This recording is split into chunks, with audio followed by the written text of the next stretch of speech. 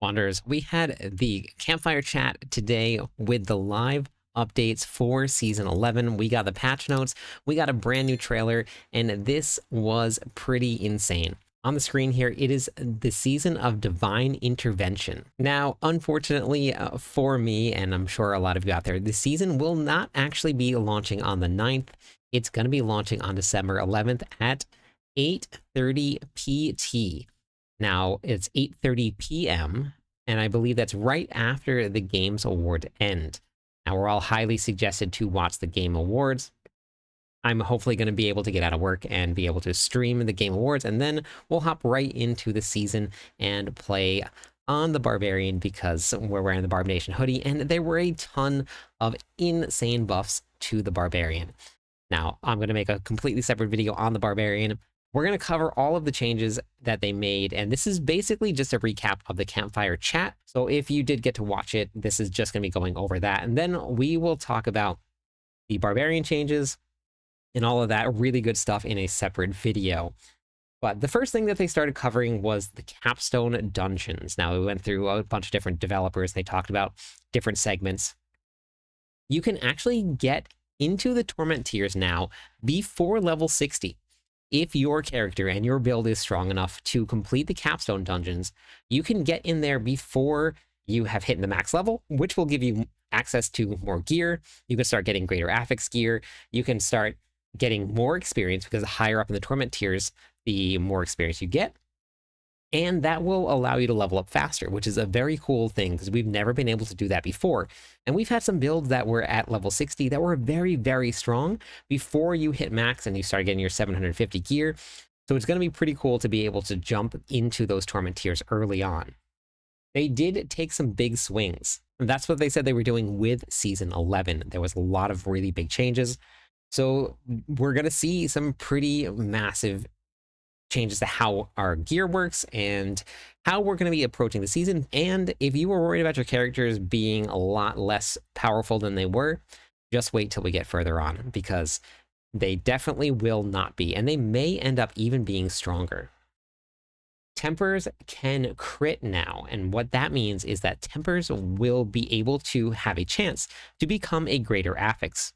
Now, where's the benefit in that? Once you start jumping into Masterworking is going to give you quality. Once you hit quality, which quality has now been increased to 25, it used to go up to 20. When you hit that 25, you will now gain one additional greater affix piece of gear. Now they're calling this the Capstone. So you have now had a single GA gear. You have now increased it to a 2 GA gear through Masterworking quality. And then when you temper, if that crits, that will also give you another GA. And it will not be able to temper an already GA'd affix. So now you've done your Masterworking and you have done your tempering and you found a GA. You now have a 3 GA piece of gear instead of a 1 GA piece of gear. And this can happen on all of your gear. The amount of GA gear that is going to be dropping has been increased also. So we're going to see more multiple GA gear in this season than you ever have seen before, and you can do that through the crafting system, which is pretty cool. Sanctification got some major changes. They realized, based on the feedback that we had, that it just did not feel punchy enough, and it's a seasonal mechanic. So we want to feel that like really big punch, that huge increase of power. We want it to feel flashy because we're only going to be using it for this season. Now, they have mentioned that they do want to bring this in permanently. In the current season right now, it will be going away at the very end. But we'll have to see what happens because it is something that they do want to keep. So the first thing that they covered for Sanctification was that the Ignore's durability loss has been removed. Instead, you can now get 5 to 25 additional ranks of quality. Now, on the PTR, what quality did is that it increased either your base weapon damage, your armor on any armor piece of gear, or your resistances on any jewelry. Why this is so important and why this may end up being at some point probably the best choice for you to get, they made a change that Masterworking, each rank of your quality will increase all of your affix bonuses by 1%. That means that you can get up to 50% increase to all of your bonuses if you hit 25 on your Masterworking and 25 on your Sanctification. That is a massive increase to all your stats, and that will actually help make up for that loss that we lost from your Masterworking in Season 10. They also made a change so that you cannot remove a GA on a unique or a mythic unique. So now you can no longer brick essentially by removing an incredibly important affix on your mythics or on your uniques. They also have increased the affix pool that you can get when you sanctify your gear. Now, I don't know if this is going to be a good thing or not. It depends on the aspects that were put in, but there was a really big aspect pool already, so this might just dilute it a little bit more. We'll see when it goes live. And the words where they put some crazy stuff in there. So there's a whole bunch of additional things that we're going to just have to find out once the season goes live that they didn't even let us know what they are. Now, we talked about this a little bit already. They increased the chances of GA gear dropping, and that was not just single GA. That was 2, 3, and 4-star GA gear specifically. Something very fun to see this season. They also added in a bunch of new affixes that will go on to your gear in new item slots. So for example, they added in cooldown reduction on your gloves and on your ring and shield. So anybody like the necromancer that can use a shield, or anybody that can find these. Now, I don't know if these are going to be dropped affixes only, because that looks like that's something that they're adding in also. You can only find specific affixes that are dropped and not enchanted. So that's something that's going to be interesting to see once the season goes live. So the point of that was to help you hit some of those cooldown reductions that you would be missing from triple masterworking certain things. So this is going to be a really great change. They're also going to be making some changes to toughness. Now, during some of the interviews that they had post the initial wave of your PTR feedback, they had an interview with Rob where they talked about toughness. One of the suggestions that was brought up was that maybe they put a minimum recommendation, and I had something similar in my feedback that we gave also, to show what toughness was needed as a base minimum to get into a torment tier.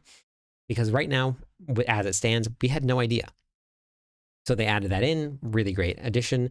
They also added in to the item compare. Now, if you don't know how to compare items, or you need to turn the settings on, I have a video on it that will explain all of it for you, and that'll be on my website or on my YouTube page. The links will be in the description of the video, so you can check those out. They also added in more stats into the details about toughness. It'll tell you what your damage reduction is per stat. That's really, really helpful. It's going to help people understand a little bit more where they stand for damage reduction. One really big thing that is incredibly helpful for me personally, and I know a lot of people out there are going to really love this, you can now teleport directly to the training grounds.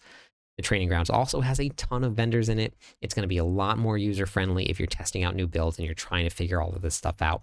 Super excited about that.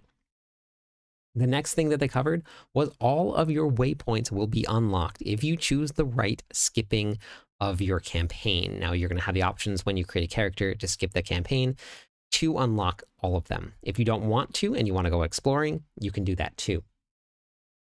The Undercity, this was actually dramatically buffed. I believe they said they buffed the hell out of it, and that was talking about the rewards. It's a really good addition because the Undercity is a lot of fun for me. I really like running it, but definitely felt a little bit lacking in the amount of rewards that you got, so that's going to be changing. Season ranks, so 12 additional Paragon points on top of what we already have.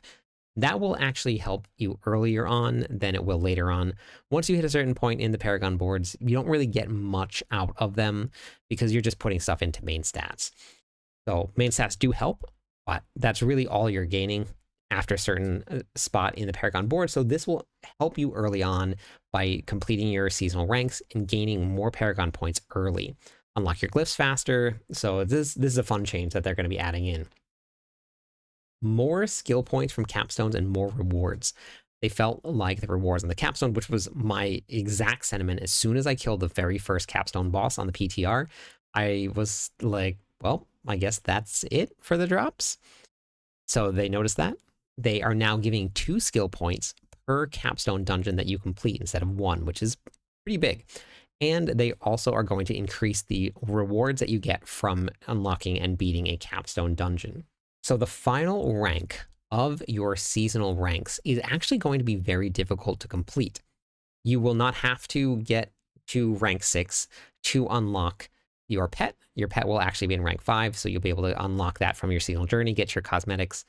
But rank 6 is going to carry a golden laurel. Now, you can get a laurel from, I believe, rank 5, but you get the golden laurel, which you can show off, and it is a seasonal-only cosmetic that will show that you were able to complete your seasonal rank 6.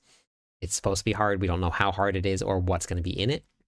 But if you can go through and you can complete that, you will be able to show off your laurels with this golden one that you have completed this year. Revise the capstones to make them faster. So they are still going to hit hard, but they just revise the capstones to make sure that we're not just sitting in there for hours and hours and it doesn't really feel rewarding. So they're going to be changing that around quite a bit. They still should feel challenging. They still should feel fun, but they're reducing the amount of life that the bosses have and to make this a much more seamless process. Sorc Teleport, this was a big one that they brought up.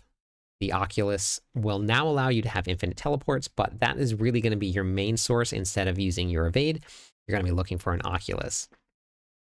Resource caps have been removed across the board, with the Melted Heart of Selig increasing your primary resource.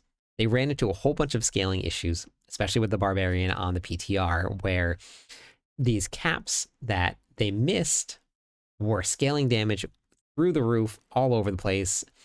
So they changed around the Melted Heart of Selig. It doesn't give you tens of thousands, up to 50,000 Fury on the Barbarians. That has been changed.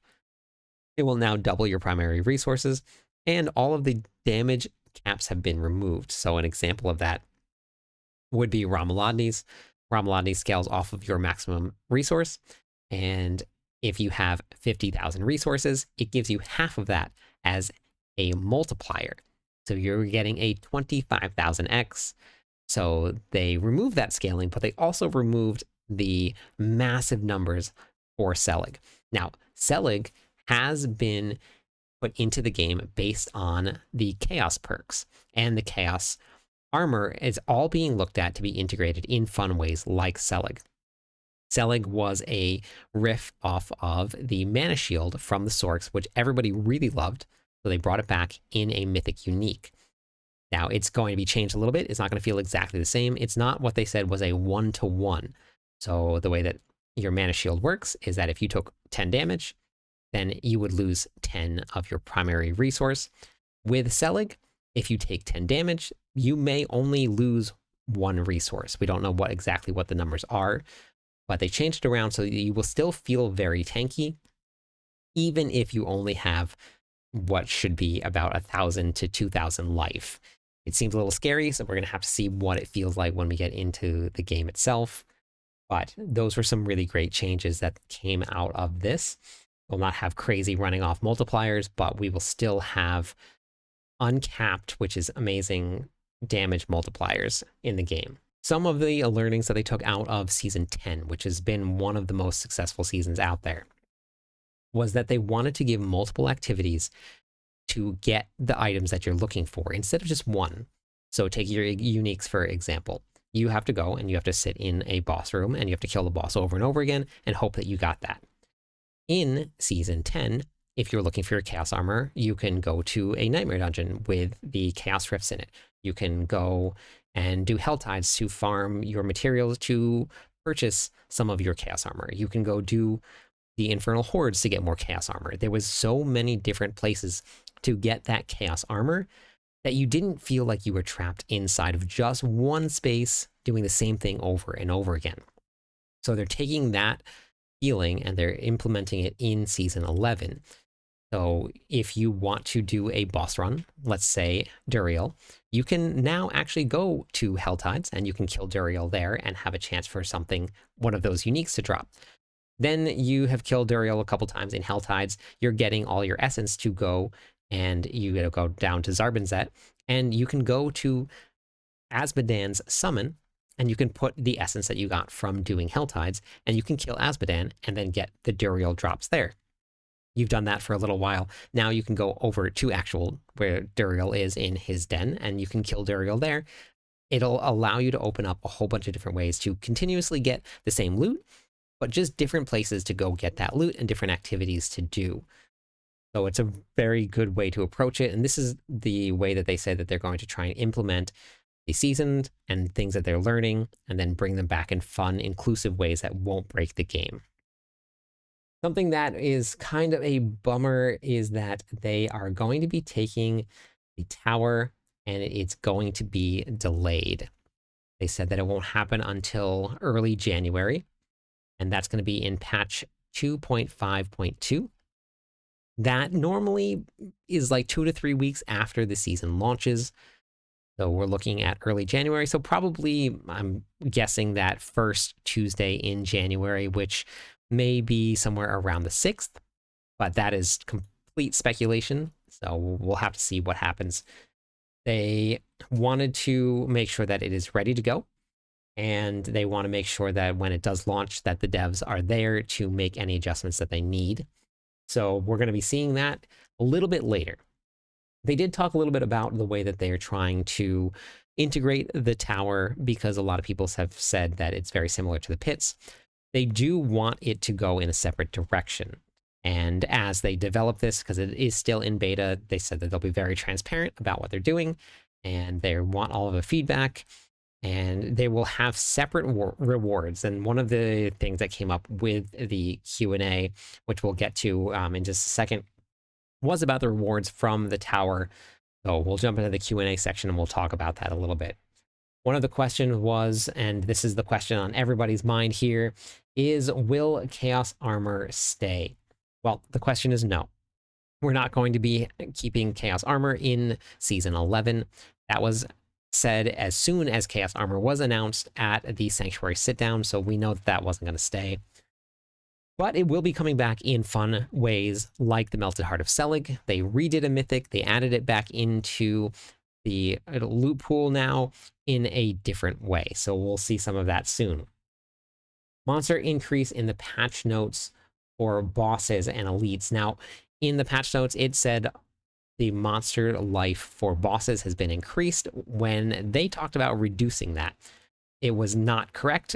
They said that it's just for normal monsters. So all of the monsters that you walk past and you kind of just one tap, it has been slightly increased. It's not going to be a big one, and they said that it won't feel like you're going to notice anything, and they have reduced the amount of damage that monsters are doing in lower levels so that you don't start out and you feel like you're getting one shot all over the place. Does the tower drop loot? Now, we talked about this just a couple minutes ago. No, it will not. But eventually there will be reward tracks for the tower. One will go down a solo route. If you wanted to compete against yourself, you hit certain tiers inside the tower, you're going to get rewards for that. And then there will also be the super competitive route where you can get rewards for that as well. So that's what's going to be happening with the tower. Is Asmodan in the game permanently? Yes. He will always be there as a world boss. After this season, the shrines will go away to summon him, but he will be here to stay. Do new players get their renown for both the Eternal and the Seasonal Realm at the same time? Really great question. They have removed renown from the seasonal game. When you start the season, you're going to have your seasonal ranks. You will no longer have to do renown, and you will not start with any skill points. If you open up your seasonal ranks right away, you immediately get a skill point to get your first basic skill, so you don't really have to worry about that too much. But on your Eternal Realm, your renown will always be unlocked. So as soon as you start a new character, you'll have all your skill points that you earn from what would have been the seasonal ranks. The question was, if you are a brand new player, will you be able to unlock both, or do you have to do renown on both accounts and unlock it through the ranks? You do not. If you start on Eternal, then you cannot unlock it on the seasonal realm. You have to do it both times. If you do start on the seasonal realm, it will unlock on the seasonal realm and automatically carry over to your Eternal realm. So you don't have to worry about doing it twice if you do it that direction. Now, this is something that we covered earlier. Do the ranked rewards carry over from one season to the next? That is the laurels. Those will be going away at the very end of the season. What is the damage drastically reduced on Selig mean? Now, it says that Selig will reduce. We talked about that a little bit, the 1-to-1. So that is the changes that were being made. So that question was asked again. Will seasons all be starting on Thursday? There was really no answer to this. I believe that is probably a no. I think that this was very specific to this season around whatever is going to be announced at the Games Awards. So that is probably going to go back to Tuesdays. Hopefully it goes back to Tuesdays because I'm off on Tuesdays every Tuesday. And if it doesn't, that's a big bummer for me, but we'll see. How will you ensure that the leaderboards are fair? So right now they said they have limited tools in the game, but they did say that this won't happen in Season 11, but they are looking at how a solo self-found can fit into the game. Now, the problem with solo self-found in the game, and the reason that it's not the same as implementing it in other games, is that Diablo 4 has a completely open world. You have the open world bosses, you have your open world dungeons, you have people just running around killing monsters next to you. If you're playing on solo self-found, do the world bosses have a significantly reduced life? Can you still kill a world boss, or do you have to stand there for 15 minutes to try and kill it solo? So there's a lot of things like that that they're figuring out, but solo self-found would completely erase anybody from being able to trade, having unfair advantages. You cannot trade in solo self-found. You can only find and only use the gear that you find. So that would be a really great solution, that if you wanted to compete on a completely non-bias leaderboard, you hop onto solo self-found and then you can compete there. Can you get all your skill points before level 60? It is possible. Sometimes you may end up finding some after 60. It was the answer, but it is possible if you plan your route really well and you have a great build to get all of the skill points before you hit level 60, which is very cool. And then you can hop right into Torment before you even hit level 60 as well. That's all of the changes. I am very excited about all of the updates that they added in. It seems like they listened to a lot of what people were saying. So we're going to tune into Game Awards on Thursday. I will hopefully be on and able to stream it. So if you guys want to stop by the stream, you can. I'll be live, and then we'll be hopping right into the season. So hopefully you found this video helpful. If you did, make sure you share it with your friends. Thank you everybody for watching. I'm live every night. I'd love it if you stopped by, said hi, theory crafted with me. Catch you on the clip side.